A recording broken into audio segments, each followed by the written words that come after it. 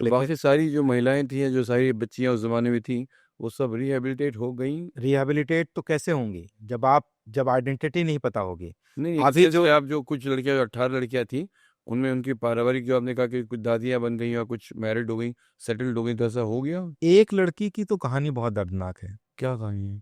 उस समय जब उसको पहली बार रेप किया, जी। तो नफीस ने जब उसको मारुति वैन से उतारा तो 200 रुपये दिया और कहा लिपस्टिक और पाउडर खरीद लेना।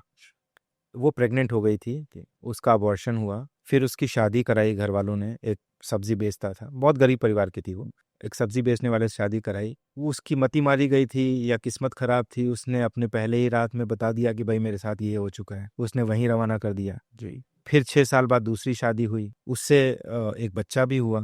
उसने भी 2 4 5 साल बाद डिवोर्स कर लिया। हालांकि उसकी बहुत तारीफ करती, वो कहती बिल्कुल अनिल कपूर जैसा दिखता था मेरा शौहर। जी। तो अब वो मतलब 2 शादियां, मल्टीपल रेप्स, ये सब के बाद अभी एक अपना जीवन जी रही है। जी।